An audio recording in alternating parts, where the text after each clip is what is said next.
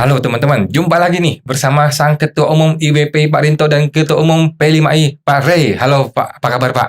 Ya, selamat pagi Mas. Baik, Luar biasa. Selamat pagi. Sekarang Rinto pagi. Ya, pagi. thank you Bapak-Bapak sudah hadir. Sekarang kita mau bahas yang agak serem-serem nih, sidang-sidang di pengadilan nih Pak ya. Jadi kemarin saya mengalami event yang agak menyesekkan dan agak aneh ya Pak di Iya, pengadilan ya. Di mana sidang itu oleh si diduga oknum hakim tidak mau dibuka untuk umum. Dia hanya Oke, ketok oke, satu kali menyatakan sidang dibuka. Ya, Padahal saya mempertanyakan seharusnya sidang itu dibuka dan terbuka untuk umum. Tapi dia tidak mau mengungkapkan itu. ya, Sehingga sidang itu tidak bisa dibuka untuk umum. Sidang itu tidak bisa untuk orang lain masuk.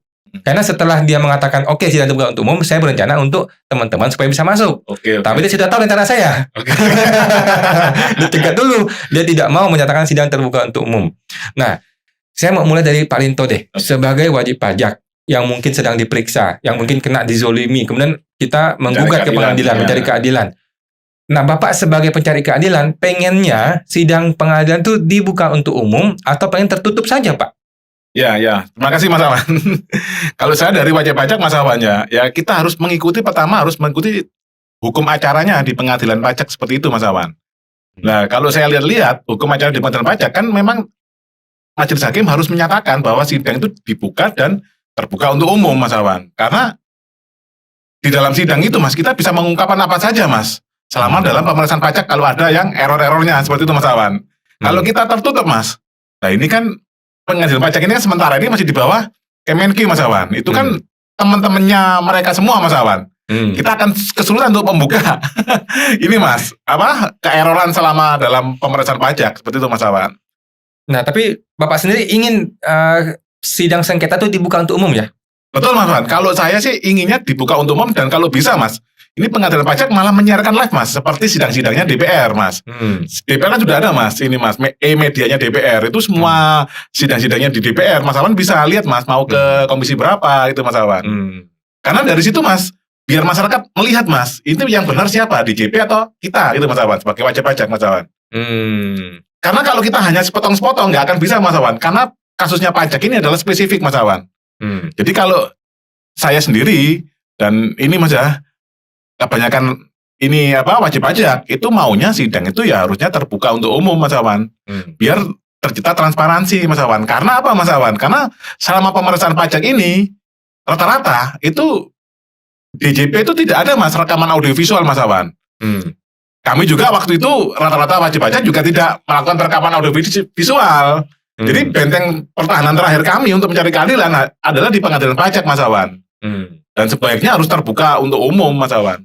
Oke. Ini wajib pajak sudah tegas menyatakan ingin terbuka untuk umum ya, tidak mau bagi-bagi duit di ruang tertutup ya. Betul Mas Awan.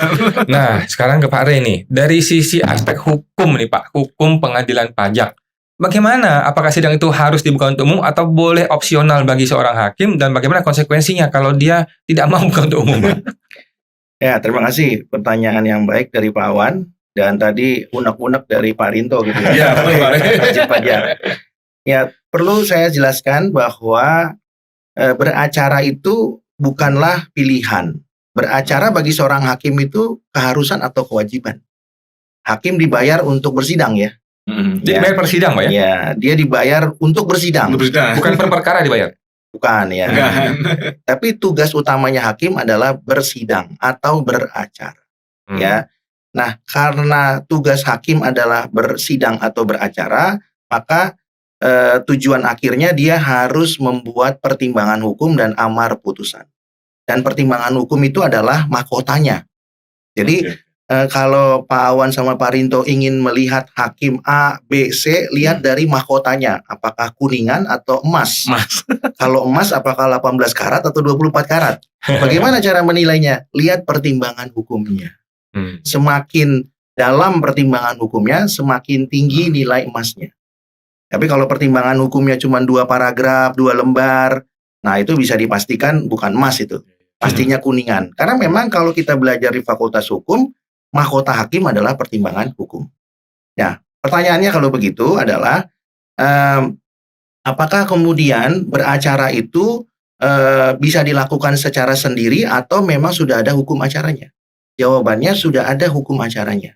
Itu yang disebut dengan hukum formil di pengadilan pajak. Itu diatur di Undang-Undang Pengadilan Pajak. Nah, hukum acara ini harga mati. Bukan pilihan ya, harga mati ini. Nah, itu sebabnya hakim yang punya jam terbang itu menguasai hukum acara. Menguasai dia, hatam sekali dia. Dan akan patuh pada hukum acara. Harusnya begitu. Ya. Nah, ketika dia menguasai, maka dia tunduk.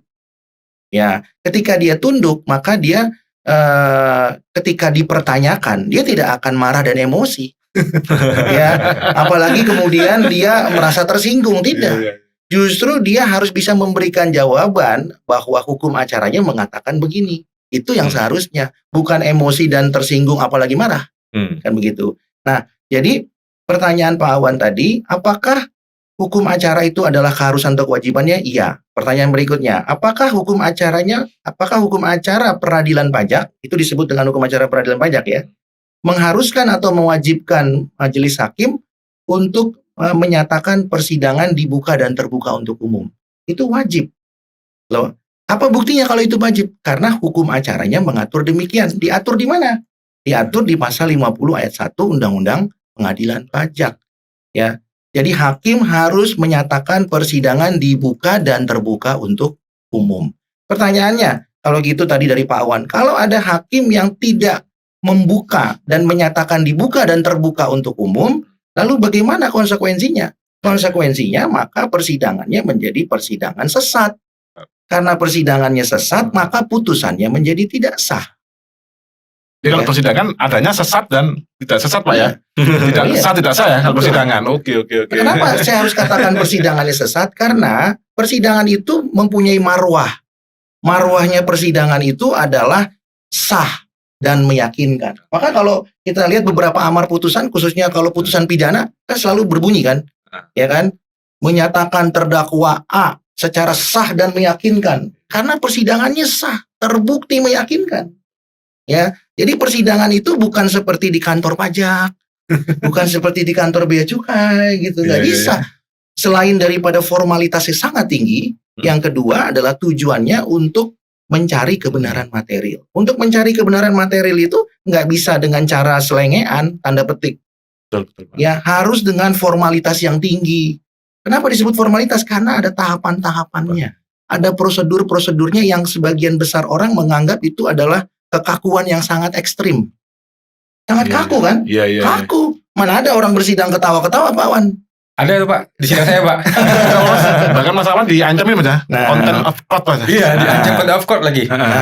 Itu gimana itu Pak Ari? Nah. Maksudnya kan kok sampai apa ya? Berarti kan majelis hakimnya itu mengatakan bahwa Anda jangan menghina pengadilan itu loh. Padahal kita kan nggak akan bisa menjelaskan pengadilan Pak. Yang bisa menjelaskan mereka sendiri. Mereka melakukan hukum acara pengadilan pajak ini dengan baik apa tidak kan gitu. Intinya lu jangan ngelawan. Kalau lu ngelawan, lu contempt of court. Gitu kira-kira gitu Pak. Ya, tentunya gini, majelis hakim harus bisa membedakan contempt of court itu yang disebabkan oleh para pihak yang melawan hukum, atau kemudian majelis hakimnya yang tidak tahu beracara. Ya. Nah, ini harus dibedakan loh ya. Kalau tadi Pak Awan mengatakan ada yang menanyakan kepada majelis, kenapa majelis tidak menyatakan persidangan dibuka dan terbuka untuk umum? Iya. Menurut saya itu bukan contempt of court. Iya. Kalau contempt of court misalnya sidang onsite, kemudian kita beracara menggunakan celana pendek, Iya. itu contempt of court. Oke. Atau misalnya kita menghina majelis hakim dengan kata-kata yang Kasar. tidak pantas dan kasar, itu Iya, contempt of court. Tapi kalau ada pihak yang tadi Pak Awan menanyakan kenapa persidangan tidak dinyatakan dibuka dan terbuka untuk umum, itu sudah hukum acaranya, wajib itu. Justru majelis hakim itu harus berterima kasih kepada pihak yang mengingatkan. Kenapa? Karena kalau sidangnya sudah sampai 10 kali kemudian akhirnya menjadi tidak sah, kan dia capek harus ngulang lagi sidangnya. Dia harus berterima kasih. Itu juga bisa diajukan Pak ya, pengulangan Bisa, sidang Pak ya. bisa. Karena ada rekaman tidak melakukan itu, Ya. bisa diajukan. Perlu saya sampaikan kepada Pak Awan dan Pak Rinto bahwa ada norma yang mengatur di pasal 66 ayat 1 huruf C, di mana pemeriksaan itu atau sidang itu bisa dilakukan pengulangan sepanjang terpenuhi unsur-unsurnya. Misalnya apa? Misalnya ada alat bukti yang dihilangkan, itu bisa sidang pemeriksaan ulang. Ada alat bukti yang salah tulis, ada alat bukti yang salah ketik di dalam putusan nantinya. Itu bisa dilakukan sidang pemeriksaan ulang. Dan ketika sidang pemeriksaan ulang dilakukan, maka konsekuensinya harus ada sidang pengucapan ulang. Kenapa? Karena putusan yang sebelumnya menjadi tidak sah.